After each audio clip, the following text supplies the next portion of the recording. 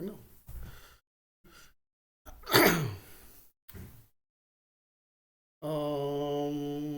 Matrudevo Bhyo Namaha Putrudev. Extremely sorry. Let's start it again. My prayers to my mother, my father, my guru, and to all the guests that are here today. Guests are also our gods. So, thank you so much for spending time with us today. I know it is long, maybe more than 3 months that we met, but I'm very, very excited. I don't know about you guys, but I'm very, very excited to meet you. And maybe you will see the new look on me. Uh, Prakash wanted me to have beard so we can have a picture together, including Ankit. So they both have beard, so they wanted me to grow. So that's how I started. And anyway, the conservation of mass and energy theory says that if you grow one place, I mean, if it is going up at one place, somewhere else it has to go down, right? So I'd not cleanly shaven my head, but I've reduced my hair on the head so I can have the balance. Having said that, why are we here today? To have some good fun time. We were discussing about Ramayana, the biography of Rama, especially how a human being has to lead life and be happy, peaceful. Rama has given us, he lived the way any human being should be living to perform their duties and also be at peace with the life. If that is the case, we are all like Ramas. The only thing that differentiates us from Rama is the way we lead our life, the way we react to things. Rama was never getting angry. Does not mean that he was not getting angry anytime. He was not angry unnecessarily. Wherever needed, he was showing his aggressiveness.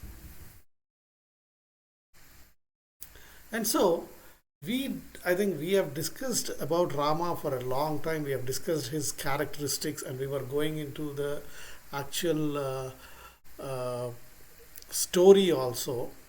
But let's take a step backwards and see. We have learnt that, and maybe I've read Ramayana so long, and if I'm able to talk to you guys about that, that means I should have internalized it. If I don't internalize it, how can I explain it to someone? Or how can I tell anyone to behave like that if I'm not trying myself to behave like that? In the story, Vishwamitra comes to take Rama, but Vishwamitra knows why Rama was born and what would happen going forward. And the sages that Rama meets also know the incarnation of Rama, and they were waiting for him to come so they can help him. Which means there is a group of people who know what would happen going forward. Nowadays we call them as astrologers or palmists or future tellers, fortune tellers, future tellers, whatever we call them. I do not doubt the science behind it, but I do doubt the capabilities of the person who serves me with that promise. Which means if the science exists, and if anyone practices that science successfully, will be able to tell the future or will know what future has in the bag. Also, my belief is this is a movie. Our life is a movie. It has been written, screenplayed, directed, produced long time back. If it was not done long time back, how does anyone know about what is going to happen with me in the future? Unless it has been decided what would happen going forward, no one can know about it. Which concludes that whatever is going to happen in our life was already decided. It had to happen that way.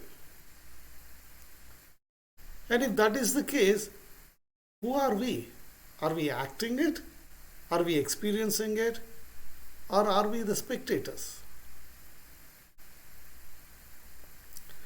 I remember there is one movie, the regional movie, a budding star goes to his guru and he wanted to stay with guru, learn things.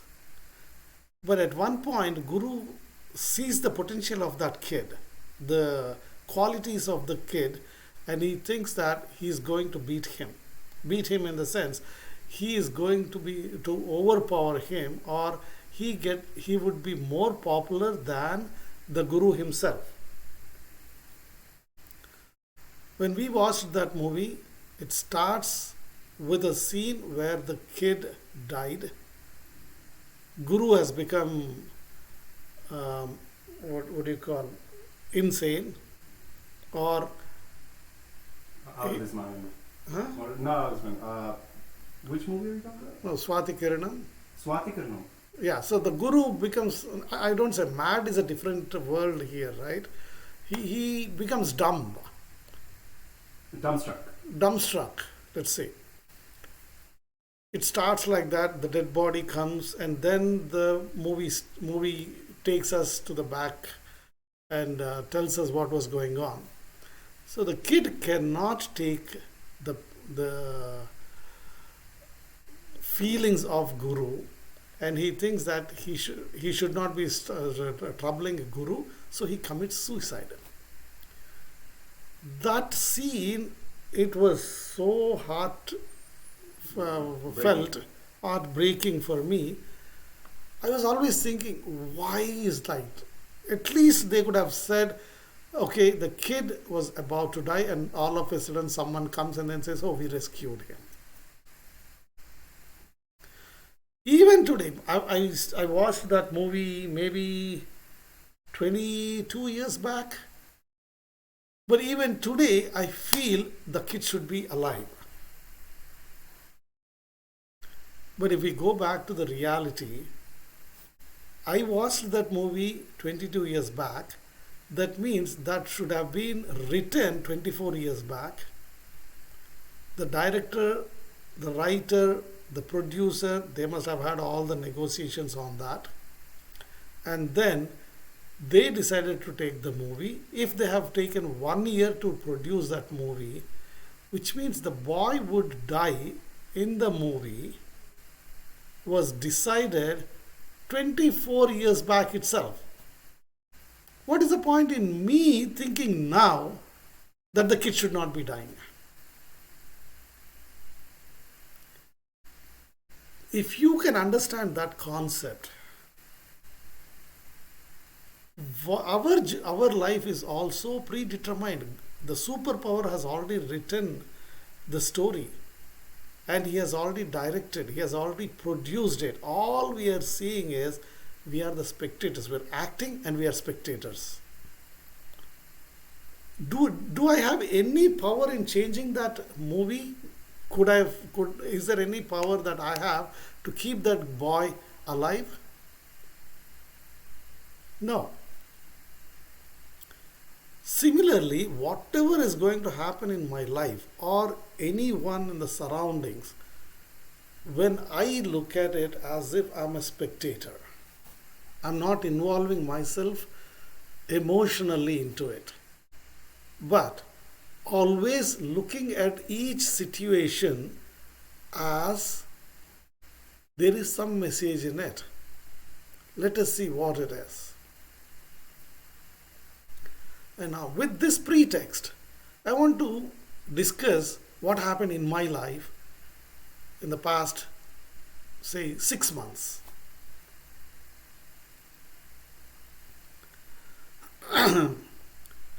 My younger kid was supposed to get married.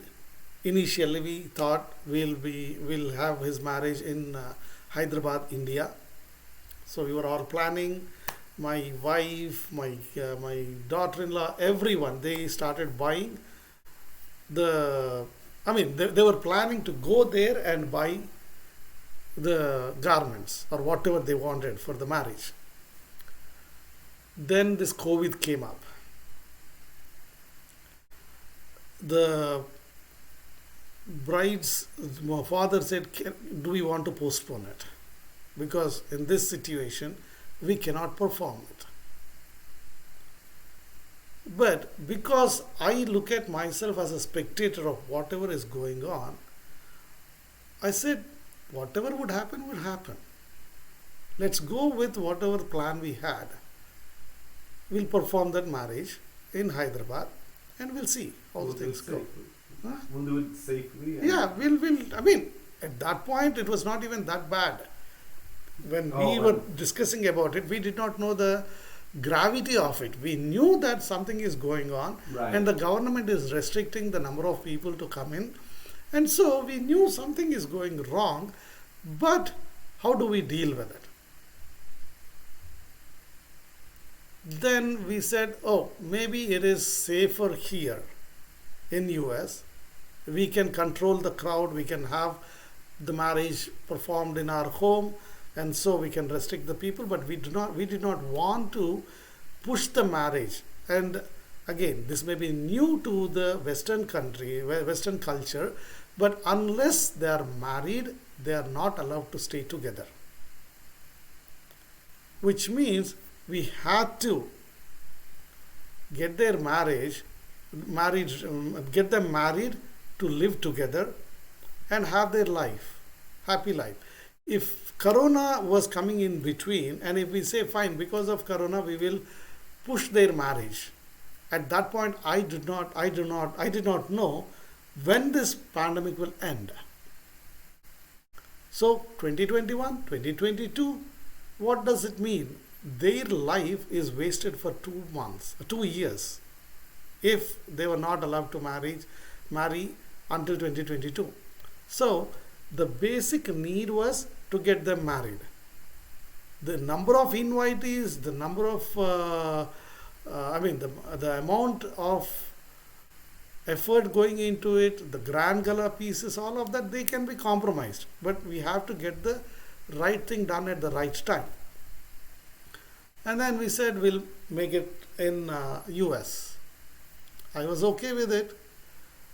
And we bought everything online. We were planning here how the decorations will go, everything we were doing. All of a sudden, the bride asked me that, Uncle, if I get married in India, I'll have all my friends and I have some ideas. I want to get married in Hyderabad. Again, for me, whatever had to happen will happen. Who am I to decide anything? So I said, if you want that, fine. Let's do that. We started booking our flights. And at that time, so by the time we were getting closer to the date, flights were getting cancelled left and right. We were not sure whether any one of us can reach India.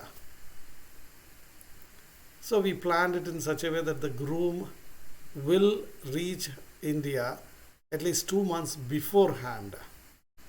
That way, even if there is any quarantine or whatever it is, we know groom is there, bride is there, marriage can happen.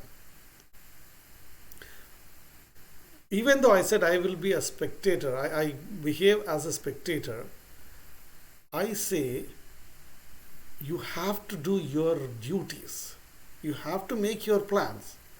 So that's the plan. 2 months ahead, I told the groom, go ahead. 2 months before your marriage, you go to India. Even if there is any cancellation of the flights and all, maybe within 15 days you will be able to get. And then 15 days from then, if they want you to quarantine there, you will lose 1 month. Still, you will have 1 month before marriage, so you can have all your shopping done. So never ever shy away from your responsibilities. When I say you should be a spectator, just don't be like that. You have to perform you have to take care of your responsibilities and go from there. Anyway, the groom landed in India as planned. We were happy. At least the marriage will happen whether anyone of us is going or not. Finally, I and Prakash, we were supposed to leave on 24th of November. 23rd, one of our friends was supposed to come to our home and do the house sitting until we come back. On 23rd, as he was traveling from LA to our place, we got the news that our flights were cancelled. We were not be able to fly. Then also I thought, maybe there is a reason why it got cancelled. Let the future tell us. Why to worry about it? That friend came home, and while approaching the home, he called us saying that I suspect I was in contact with a corona patient, so I need to quarantine until I get the test done. And it was a holiday. The next day was a holiday. I believe it was Thanksgiving. Yeah. So there was no test on that. 2 days later, he was supposed to take the test. Now imagine if our flights were not cancelled and he had to do the house sitting, and we flew out. He was not able to get out anywhere. He was not able to touch anything. Who would take care of him? So the superpower has already decided that that person needs attention. That person is in a position, he is supposed to be taken care of. He is supposed to be quarantined. He was supposed to be given the food. He was supposed to be taken care of in all aspects. Also, any medicine he needed, go out and get it. He went for testing and it turned out to be a positive case, which means he had corona. Then I realized that my flight was cancelled, or my trip was cancelled, so that I can take care of that person. That's an opportunity for me to take care of someone. He signed up to take care of my home, but before that itself, I had the opportunity of taking care of him and getting him out of corona, making sure that he is comfortable. And exactly after 10 days, our ticket was booked. I have not asked my agent. My agent said, okay, let me find out what is the next available ticket in a different airline. She got it exactly 10 days later, which means for those 10 days, I was able to take care of him, give him food, make sure that he was healthy, and anything he needed, I was able to help him out, and also plan for the next 4 days for his food, give him there. Then we flew out. If I was getting agitated that I should be going to my son's marriage, what is going on in this place, I start blaming corona, I start blaming Indian government for not allowing the flights to come in, all of that, it was not going anywhere. But instead, I was waiting for the life to tell me why it has taken that move. You will have that conviction only when you think that you are on the right path and The superpower is taking care of you. Imagine if I am falling down, I slipped, I'm about to fall down. It takes just a fraction of a second for me to touch the floor. My head face on the floor. The superpower will be calculating within that fraction of a second, should I save this guy or not? How much injury he should get? Does he deserve that injury or not?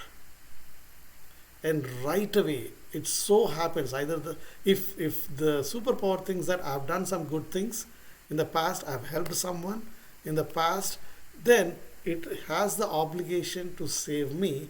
All of a sudden, I may be falling on my back. And while I'm falling on my back, there may be a soft bed or something on the floor on which I would be falling. That means his,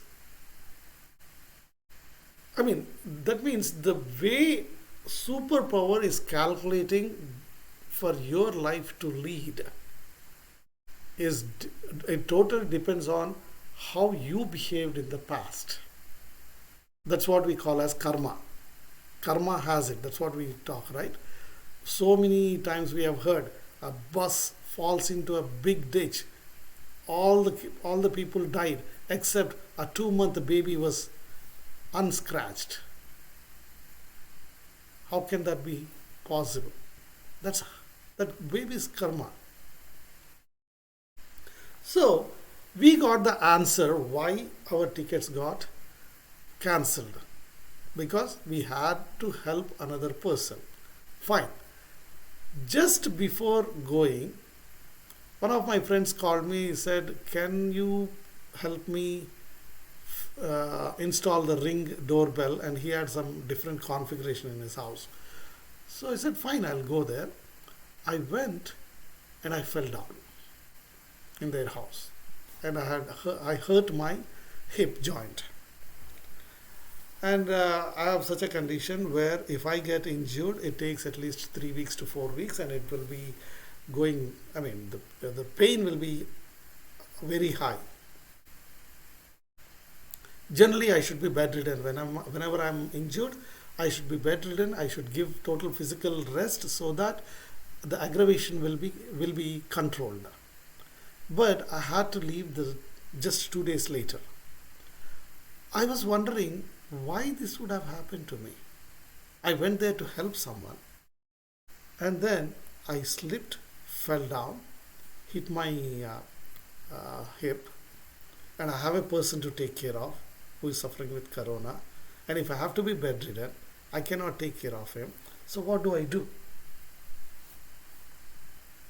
Again, I left it to the life to answer that question. The injury was not all, I could feel, but immediately I called a doctor. I got some painkillers. I took them. I still helped the person, which means life was testing. Do I take an easy route to say, I cannot help this person because I'm injured? Against all odds, if you are helping someone, you will always get that positive vibe in your body, and the superpower will take care of you. So even with that injury, he was isolated in the ground floor. So I had to go through the steps, drop the food for him, come out. And I knew if I go by the steps, I will be aggravating my injury. But I said, no, it is my obligation. I have to take care of that person. And so I took the risk. I did what I had to do. Believe it or not, my injury did not aggravate. 99% of the times, 100% I knew my injury would be aggravating. That's right from my childhood, I've been facing that issue. So I called the airlines. I wanted the wheelchair because I was not able to walk on the ramps or anywhere. Got it, and then we were going through. I was taken through the gates everywhere through the wheelchair, and because of the COVID, all the testing results that they needed to see, all of that, there were huge lines everywhere. While boarding the flight here, while alighting at at India, and getting out of the immigration and all of that, there was huge queue, and my wife and others, they waited there for 2 hours to get cleared. But because I was on wheelchair, my case and Prakash, we were cleared maybe within 15 minutes. Then I thought, and then when I was boarding the flight, I wanted to take a business class because I wanted to comfort myself, so that because it was a hip injury, I wanted to have a flat way while traveling. But the business class was so expensive. I said I can't afford to go with it. It's not that I cannot afford. My always I think that should I spend so much money on me to comfort myself for 14 hours? Instead, can I donate that money for someone else, some poor? So the price that I was supposed to pay for the business class would have fed at least 4 families for 2 months in India. So I was calculating, should I take that? Should I spend that much money? It's not that I don't have money, but is it right way of spending money? I always consider myself as a bank manager. Bank manager may have so much currency in the chest. Does he own that? He owns the branch. He is responsible for that. And the branch has got so much of currency in the bank. Does it mean that he owns it? No. He still takes the salary owed to him, and anyone who presents the right check, right instrument, he would pay them. I also think the same way that whatever I have today, it is given by God. It is God's money. That's a bank. And I'm the branch manager there. So I take only to the extent that I have to live with. That is my salary. Which means whatever my take home pay is, I think around 20% of it is enough for me to live, which is my salary, and 80% of it is God's money or the superpower's money, which belongs to someone else. And when they present the proper condition, that is, I'm an orphan, I do not have money to go for education. Like that, when they present that kind of a check to me, I look at that genuinity and then I pay them. So within that 20% that I take, I cannot afford a business class. And if I take that money from that 80%, which is not mine, to pay the business class, I'm taking away someone else's money. So I thought 2 months, 4 families can eat with the cost of the business class. So I'm not going in it. I'll take the risk. I'll go in the regular flight. All of us, I mean, at that time at the counter, I asked them and then said, no, I don't want to spend, I don't have that much money. I will travel in the regular thing. Immediately that person said, sir, I would give you a seat for you and Prakash. I'll give both ends of this, the middle aisle will have 4 seats. So that person said, I'll give you 1 seat at this end, 1 seat at this end. So in between, the seats will not be given to anyone. So you can comfortably sleep and go. Why would he do that? he does not know me, and he would be seeing so many people like me. But that's the karma. In the back of the mind, I was thinking about those four families who can eat for 2 months, and I didn't want to spend money. But my karma said, you cannot suffer while traveling, so I will make sure that you are comfortable.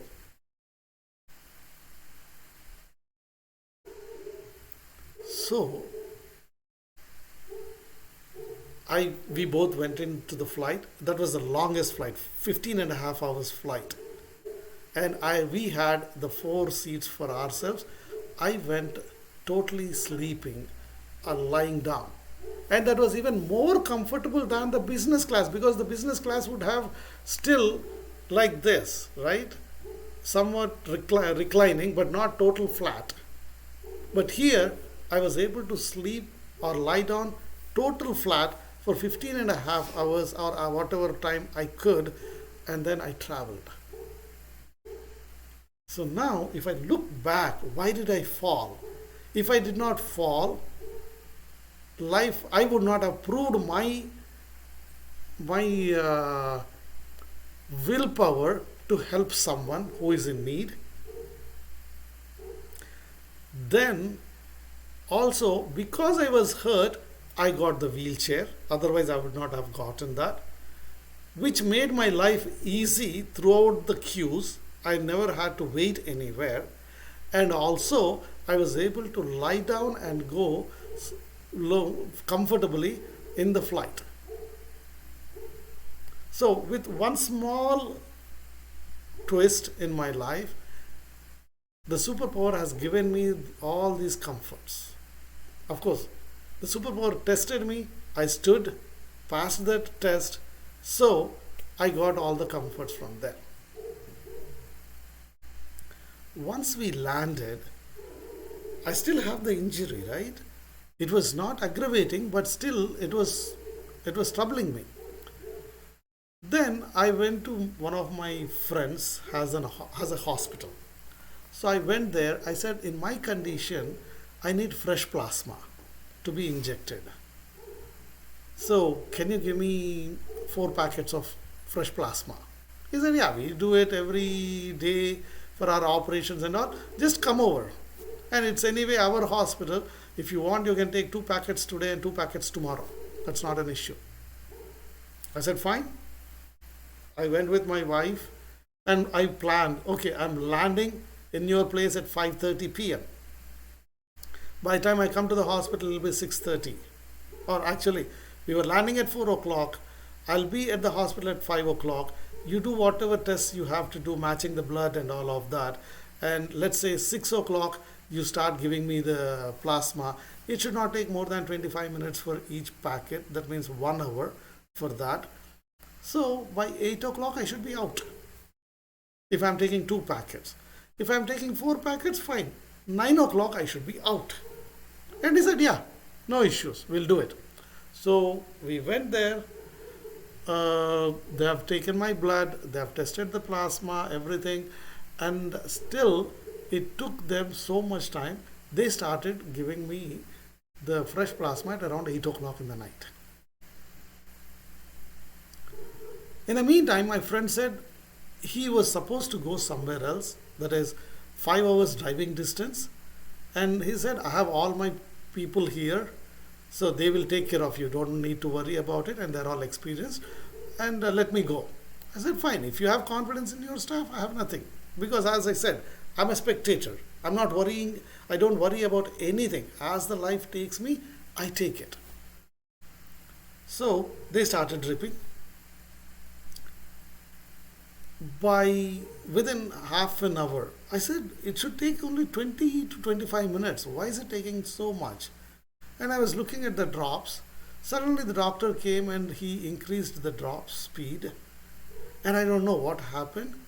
All of a sudden, I started getting rashes all over my body. I said, stop the drip first. I'm getting the reaction. Then they stopped the drip and they gave me some anti-allergic medication. Directly they injected me. And then The doctor said, oh yeah, now all these rashes are going off, so we can start the drip. I said, no, no, no. I can still feel internally that something is reacting. So let's not do it. Then he said, no, sir, I see everything is reducing. No issues. We can just start it. He started the drip again. 10 minutes later, I was going into coma. I was telling them, something is going wrong. Talk to my friend. Ask him what is the next step. That's all I remember. And I went, I just fainted. While in that situation also, the doctors were saying, oh, the doctor is coming here. I said, no, he has already gone to the center. He was driving. He's not here, local. How can he come? They said, no, no, sir, he's coming. And he is giving us the instructions how to treat you at this point. And that's all I knew. Then 15 minutes later, I got the consciousness. I looked up. My friend was there with another doctor. And immediately my friend said, Murthy, God has saved you in the form of this person. I did not realize what was that statement about. Then I said, how come you are still here? I thought you were going out of town. He said, yes. I was getting into the car. My wife came she does not know. His wife did not know that I was hospitalized there. So for some reason, his wife came to him and then said, I don't want you to go today. He said, no, no, no, this is routine. I'll have to go. There is an important meeting there. It seems she was in tears and she did not have any reason why she was in tears. She was in tears and then said, no, please don't go today. He was stopped. Then he said, oh, my wife never said like this. I'm not going anywhere. I'll stay back. If he had gone to that, I would not have got that emergency help. And then he did not know what to do because the doctors from the hospital told him that we lost pulse, we lost BP, and he's collapsing. What do we do now? They're orthopedic trauma specialists, but not the general trauma specialists. At night, 10 o'clock, my friend called a general trauma specialist who said, we don't have enough time. We have only 10 minutes to revive this person, whoever he is. We do not have time even to drive. Let's start driving, but let me give them the instructions over the phone. He said, give him this injection, this amount, right into intravenous IV. They found that medicine, they gave it, and I revived by the time the doctors have come to the hospital. Imagine, anything could have gone wrong. My friend, if he had gone out of town, these guys would not be able to contact him or he would not know the gravity of it. If my friend was not able to contact that specialist, the trauma specialist, at 10 o'clock in the night, which doctor will be picking up if he's not on call? So he picked it up. And right away, he said, this is the medicine he has to give. The attending doctor told me next day that I've been practicing medicine for the past 15 years, but I've never used this medicine. Which means he had the medicine there, but he did not know, he did not have the knowledge that that medicine is supposed to be, that injection has to be given. And that specialist had to tell him, that means the injection should have been available at that point, and someone has to tell him, and that person was available there. In this entire chain, if anything, one thing is broken, I would have been dead. Should I be worried at that point? All I said is, fine, life has its own way to do it. I said, okay, thank you so much, doctor, for saving my life. He said, yeah, that's what we do. And then he just left. They said they will have to put me under observation for 24 hours. I was there. And then after 24 hours, I was discharged, went home. I got an opportunity to be on the TV show. The next day, I was on it. Who can make a person on the deathbed on the Tuesday night and be on a TV show on Thursday morning, Thursday evening? It's the karma. I was not worried when I was on the deathbed, but I was very happy when I was on the TV show.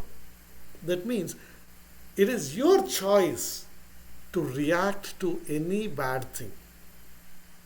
We may think it is bad thing, but is it really a bad thing? My fall, was it really a bad thing? No, because of that I had so many comforts. My ticket was cancelled, my travel was pushed because I had an opportunity to help someone who was affected with corona. So the life has given me an opportunity to help someone. And then here, the life I had, my fate had it that I should be dying on that day. But my karma, the superpower said, does he deserve to be dying today? Maybe he has something better for me. Maybe I have some opportunities to help some more people. That's why the superpower said, no, he does not deserve to die. Let's get him back. So I am here. Hale and healthy. 2 days later, everything was good. And then I was back in town. Marriage was successful. And during the last 2 months, we traveled. We took so many risks in the sense we were wearing masks, but corona, we can contact it anytime, anywhere, especially in India, where the population is so much, the density of the population is so much. I can proudly say that we returned hale and healthy without even sneezing any moment for so long. It's a miracle for me. 100% it's a miracle because we were traveling, we were meeting people, people were inviting us at their homes, we were going there. Anywhere, any substance we had touched could have gotten us the corona. But, excellent. Now, I was supposed to come back on January 20th. 2 days before, they said, India has stopped all international flights. So your ticket has been cancelled. Fine, as always. I said, okay, something is there for me here. I'm supposed to be here. We stayed there. One person was inviting me to his house for the past 30 years. He always comes to my home whenever I invited him, but I never had the opportunity to go to his house. This time also he said, sir, you have to come to my home. I said, yes, I'm staying here maybe because I had to go to his house. And I said, I'll come there. Because of that, I met a charitable organization. I was able to see them, the work they were doing, and I gave my commitment to that. So I got associated with that charitable organization, which means if my ticket was not cancelled, I would not have gotten a chance to meet them. So now I had an opportunity to make a difference in someone's lives. That was possible because my ticket got pushed. Beyond that, until January 20th, we were all busy with Ankit's, my son's marriage, and then only we had the opportunity to live as one family, all the 6 people in the same house, and then we enjoyed our time. All that happened because the ticket was cancelled. Then Fourth, then I said whatever ticket is available, you can book it. 3rd February, we got our tickets. In between, so many good things have happened there. We were on top of the world. The other day, after I came back here, I was in a meeting. Someone asked me, "How are you?" I said, "I'm on top of the world." Immediately he said, "Can you tell me the secret?" Because I feel the entire world is on my top, on my head. Whereas you're saying that you're on top of the world. I said, it's the way you see it. I see it as if I'm on top of the world because everything that is happening in my life, I know it is for a good cause. In your lives also, start thinking it that way. Anything happens, see what is the silver lining. It had to happen in your life. It happened. So, how can you make best use of that incident? Or look back and see why did this happen and what lesson is it giving to me?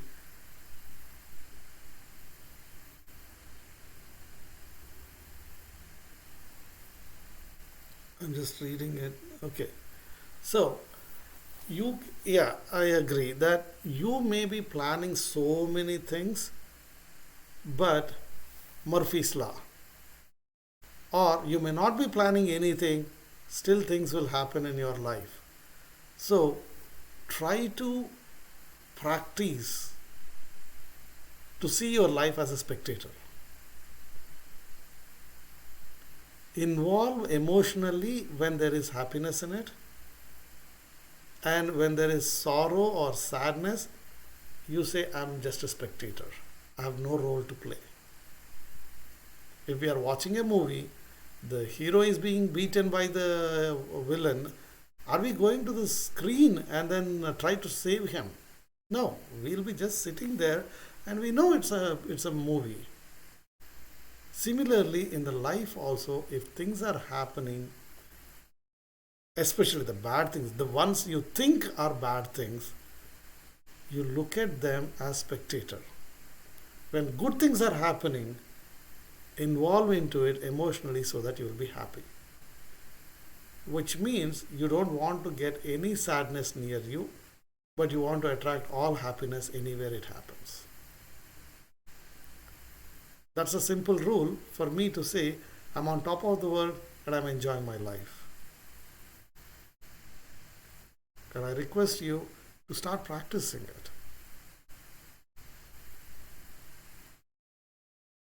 So, if you want to talk, it is easy said than practiced.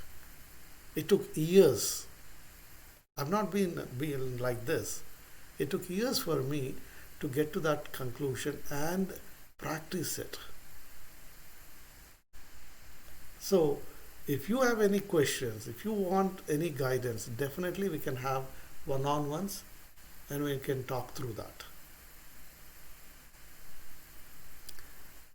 And then 3rd February, we came here. Since then, the things are so good. I always say there is nothing to complain about in my life, or for that matter, anyone's life.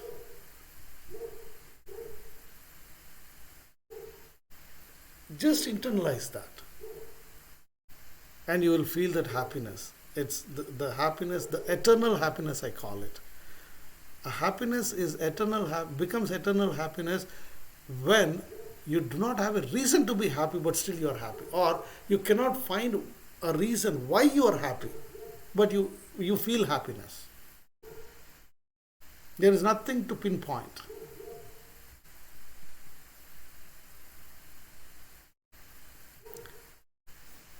So, I take it as I'm alive to do something good, or there is some unfinished business which I have to do, complete, then only the superpower will say, okay, enough, come over.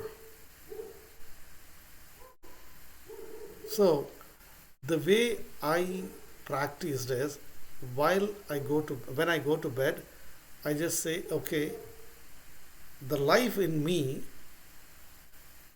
may go off if it is already predetermined. That means I have no guarantee that I'll be waking up tomorrow morning. So I'll say, okay, life, if you still want to be in this body, let's meet tomorrow morning. If you decide to leave this body, thank you so much for using this body. And I'm going to bed tonight. So that means during the night sleep, if the life leaves this body, I've already thanked it for using this body. If I wake up the next day, I just say, okay, thank you, you are still here. That means we have a lot to do together. The body and the life, they are two different things. We call it as soul, right? Soul and body are two different things. If the soul is inside this body, you call me as Murti. When the soul leaves this body, what do you call? You don't say Murti anymore. You say, when is the body going off?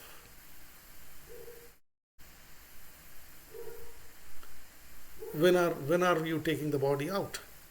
Where is the body? No one says, where is Murti? Or no one says, no, this is Murti, I love him, keep the body with me. No, that means the actual value of a human being is the soul, which we do not see. And we identify ourselves only. But in my family, we practiced it in such a way that we ignore the body. We see only the soul. And so, the soul in Prakash, soul in David, or soul in some other person, they're all equal to me. And so I treat equally. If that is the case, your happiness is my happiness. Am I not multiplying my happiness with anyone who is happy in my life is my happiness. So I will be happy always, because there is one or the other happy, staying happy, whom I know. And as I distance myself from the bad news, or I do not involve myself emotionally with the bad news, and I involve myself emotionally with the happy news, that's the reason why I'm always happy.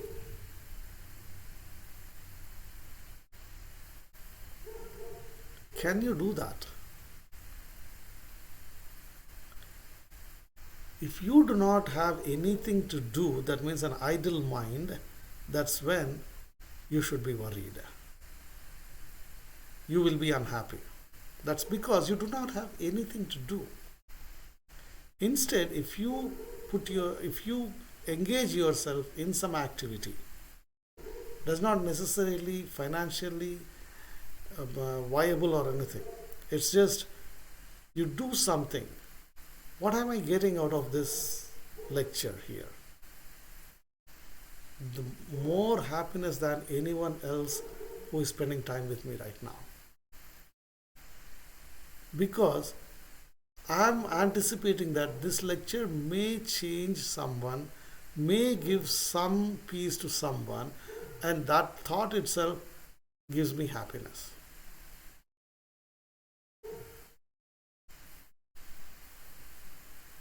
Happiness doubles when shared. Sadness reduces when shared. So let's better share the happiness. And when I say I'm happy, I'm truly saying I'm happy, and I want to radiate that to other people. So those are the events that have happened in my life in the past 6 months. And the bridegroom was so happy that the marriage was performed in India. That means I'm getting a happy daughter-in-law into my home. What else I want? If she is happy, my son is happy. If my son is happy and they are happy, I'm also happy. So everything has your repercussions. Whatever you do has repercussions. If you do good, the karma will calculate it when you need it. Imagine, when I was in India, the currency, Indian currency is rupees. So I was getting that in some form or the other, whether my employment, my business, or whatever it is, I was getting enough money to keep my family happy. Then I moved to US.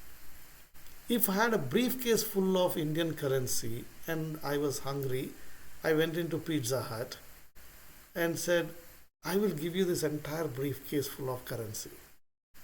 Give me one slice. The person will not give it because the person does not recognize the Indian currency. So when I came here, life has given me the dollars. And at one point I thought dollar is a universal currency. It can get me anything anywhere. So I went to Munich. I did not have a chance to exchange the dollar. And someone said, in this ice cream store, you should eat ice cream. It is very famous. So me and my colleague, we stood in the line. There was big queue. So it took around 15 minutes for us to get to the customer representative. So we went there, the salesperson. We went there, we said, we want this flavor, and I gave him the dollar currency. He said, we don't accept we don't accept dollars. We take only euros. I said, I don't have euros. Can you take my credit card? He said, no, I can't take your credit card too. We came out. That means we were not destined to eat ice cream in that store, and we did not get a chance to go back again. Let's keep it aside. But my thinking of dollar as universal currency was taken off. Then I said, what is that universal currency? When I took the dollar to the euro currency, I exchanged dollar for euros. But when I came to US, I got dollars. When I was going into India, I was getting rupees. That means someone is exchanging something to the value of the currency I needed. What is that universal currency? Then I started thinking, the good karma that I have done some time back is what? My universal currency. And the exchange, the currency exchange, is that superpower. It is saying that to give him so many rupees, this much of his karma, good karma I will take. In exchange of that, I will give him rupees. And now Murthy is in US, he needs dollars. For that, I will consume this much of good karma from him and give him dollars. How long is it going to exchange the currency for me? As long as I have the balance of that good karma. As soon as the good karma is over, the superpower says, enough, I don't have anything to exchange. So that means that's when I will be running around for the currency. That's the day when I would not have money to spend. Wherever I am, whether I am in India, US, or wherever it is, I would not have that currency to spend. So how do I earn universal currency? That's the best way of doing it, right? We do not control which currency we need, but at least we should understand which currency we should be generating for ourselves. And that currency is the good karma, as we thought. And how do we get the good karma? Is by thinking good about people, by thinking how you can help the people, and living in harmony with the nature. If I poked someone today here, it'll come back to me. And let's say I deposited $1,000 in a bank. I went there, of course, in a good olden days where there was some interest on the savings account or checking account. So let us suppose we are back into that good old days where my bank deposit was getting me some interest return.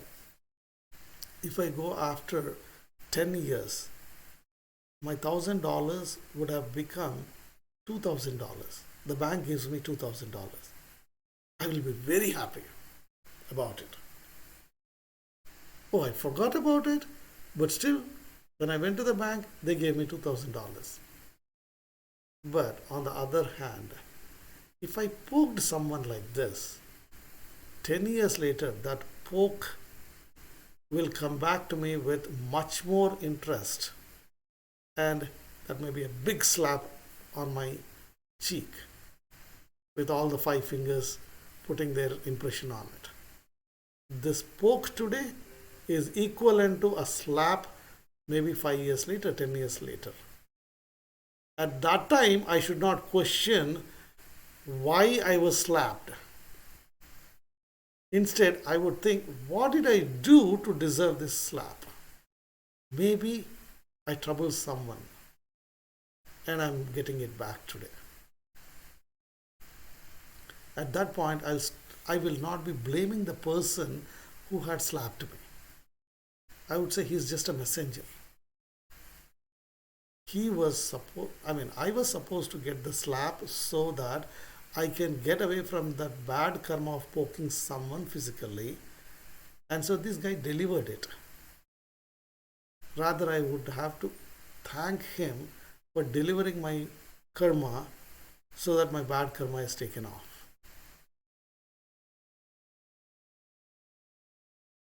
Now tell me, the person who slapped will be my enemy or will be my friend? He will be my friend because my thinking process is he delivered punishment to me to take away the bad karma that I did earlier. And when I think he is my friend, will I be remembering him? No way. We remember only the people who have done harm to us.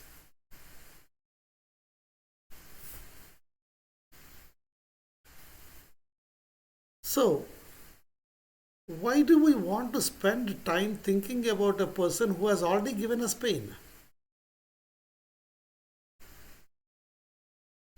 But it is nature. Our brain is wired so badly that we think about the bad things only in our lives. And we think about the people who have troubled us. There may be 1,000 people who helped us, who taken care of us, but we always forget. But we remember the person who said something bad to us. And we always think about that person. Why am I spending my resources on a person who gave me pain? To go against the nature of my brain, all I do is, oh, he's my friend. The moment I introduce that person as friend to my brain, the brain starts ignoring that person. The moment I say this guy has done something wrong, he's an enemy to me, then my brain starts thinking about him. The brain keeps that person at the top of my memory. I'm doing disservice to myself. Instead, I always introduce a person as a friend to my brain so I don't remember that person again for whatever the person has done to me. It is all within our perception, whether it's a bad deed or a good deed. So that's one way we can stop thinking about the people who hurt us and be happy. When you stop thinking about bad things, then automatically you will be remembering the good things, or you do not have a reason to be unhappy.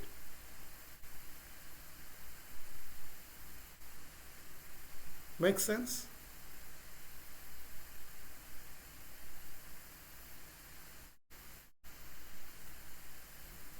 Okay. Then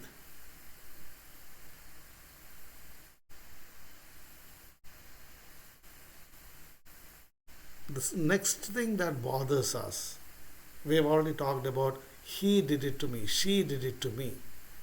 Instead of that, we say I deserved it. If not that person, someone else would have delivered the same punishment to me. Then I ignore the person who gave me the punishment. And so that person will not be in my mind anymore. Similarly, whatever happens in the life, I look at it as a spectator if it is a bad thing. If it is a good thing, I look at it as, I involve myself emotionally so I can enjoy the happiness. And also, I give a chance to understand anything that happens in my life to say, what is this incident teaching me? Is it giving me an opportunity to be different? Or is it giving me an opportunity to help someone? Is it giving me an opportunity to be a better person?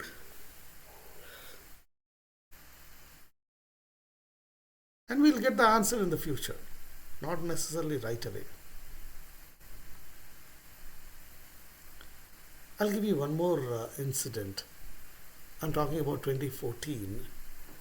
At that time, I was in a mood to just give everything to the charity and have nothing for myself, just live with my 20% or whatever it is. And then I met one person who said, "Oh, I have investment opportunities. Come with me." I said, "I'm not looking for any investment opportunities. To be frank, I'm looking for opportunities to get away from my wealth." He was bent upon meeting me.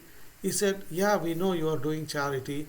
If you invest with us this money, you'll get even more money to give it to the charity.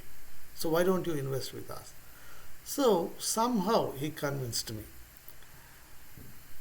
I gave them $250,000 at that time by taking loan against my home, thinking that it will be invested properly and I'll be getting money so that returns I can use for charity. And we are in 2021. Exactly, this happened somewhere in April of 2014. So 7 years. I've not heard anything from them, and they are not in a mood to give me my money or any returns on the money. Tell me, how should I react?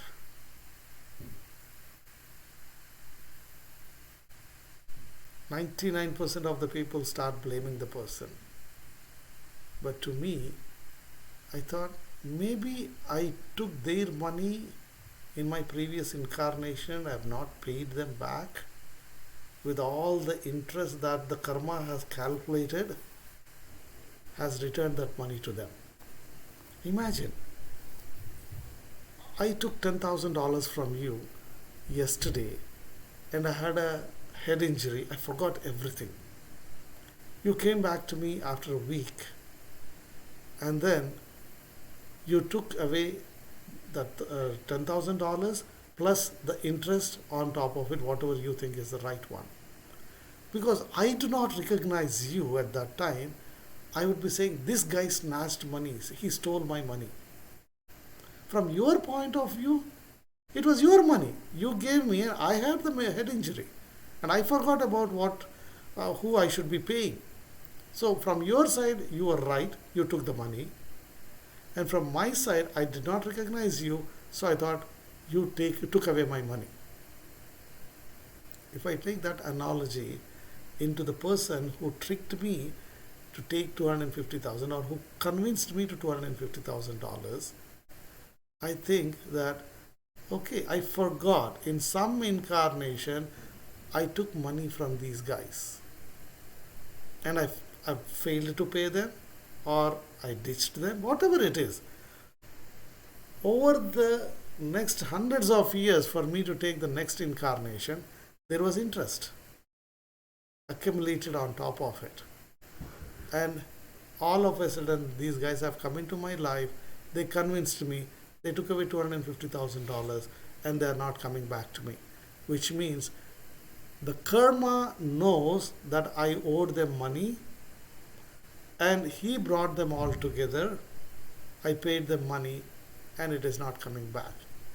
With that idea, I was not worried. Instead, I was thinking, oh God, thank you for giving me an opportunity to repay my debts and still not in any financial crisis. That's the reason why I'm peaceful. I'm not worried that my money is gone. Instead, I've repaid. If you have taken loan on your home and you repaid it, will you be happy or not?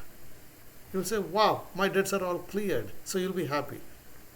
And that's the feeling I have, that the unknown debt I paid back and I'm still great, doing well with my finances. So majority of our problems are finance related, relationship related, or physical injuries, right? The heart, the physical body, and the money. These are the three pieces that cause us happiness or sadness. And I've explained how I treat all those three things.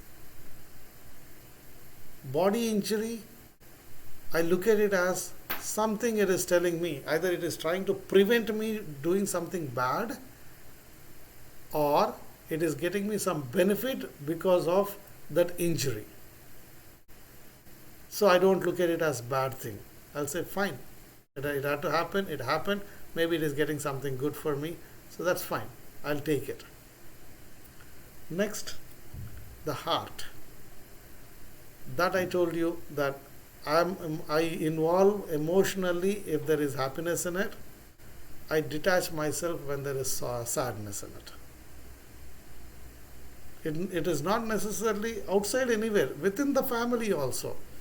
I'm okay with it because there is no point in me getting attached emotionally. If someone is in a 50 feet ditch, it is better I stand outside the ditch and throw a rope so that that person can come out.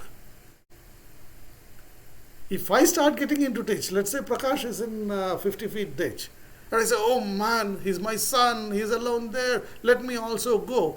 And if I get into that ditch, who is going to help us?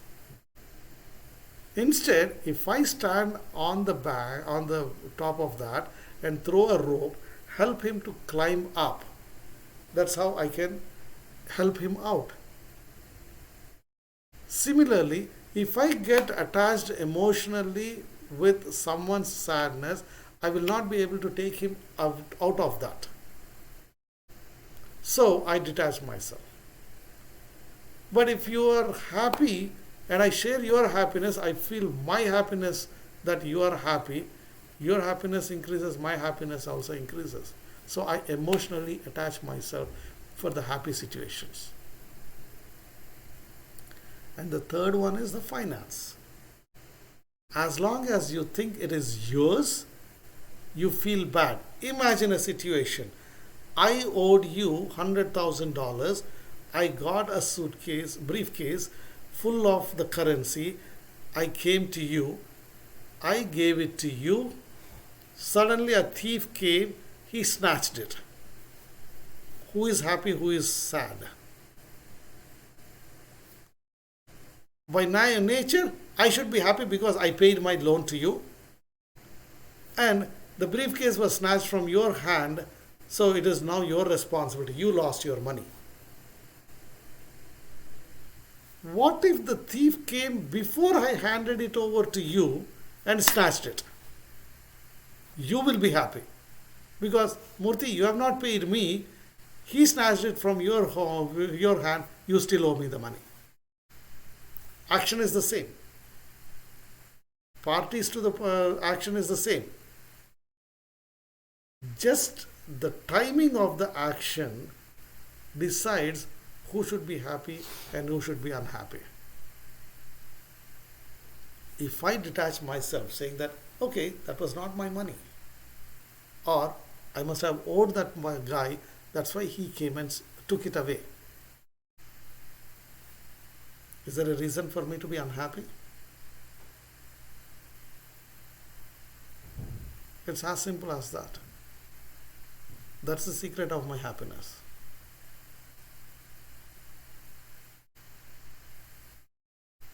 Any comments welcome, any suggestions welcome, anything you feel that I'm wrong or this cannot be practiced, let's discuss about it in one-on-ones or in a group discussion. I'm okay with it because I've practiced it and I've lived it. I've seen the results out of it. So this one, now let's go back to Ramayana. These are all the values that I learned from Ramayana. Rama was, when Dasratha said, Kaikeyi said, Dasratha wants you to go to forest for 14 years. A minute before he was to become the king. A minute later, he's going into the forests without any comforts. He took them as equal. He was looking at it as a spectator. That's what I learned from that situation. When he was leaving his house, he said, anyway, I don't need any of these things. For 14 years, I'm not here. And I don't know whether I'll be coming back or not. Let's give away the entire wealth to whoever needs it. So he invited all the poor people and all. He distributed everything that he had. He detached himself from the wealth. He said, when I don't need it, I don't need to keep it. Is that what I was talking about in the finance when I lost $250,000? I said, yeah, it is not my money. That's okay. Why should I worry about it? So all these values that I was talking about, I've learned from Ramayana and I've practiced it. And that's the importance of Ramayana in my life. With that, we can conclude today.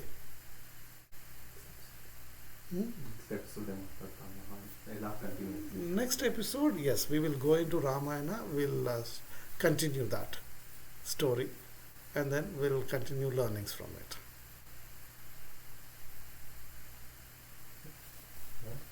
Okay, great. Any questions? We'll wait for the questions on the chat.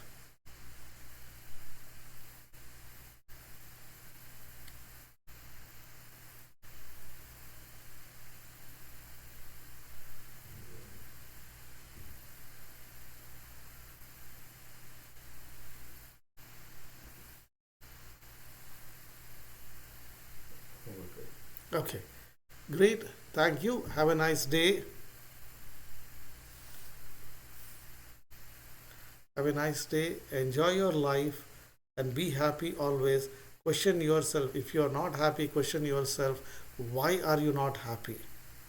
And take away that reason. And when you are happy, don't question why you are happy. Instead, you be happy. There is no need, there is no reason you need to be happy. At the same time, there is another simple formula I say. You may be having 100 things to worry about, but one thing to be happy about. Just think about that one thing. Don't think about those 100 things. Think about that one thing that brings you happiness and you will be happy. Tell me, is there any one person who says there is not a single reason to be happy? There is. So, find that one reason to be happy in your life and be happy. Take care, enjoy your life, and see you next Wednesday.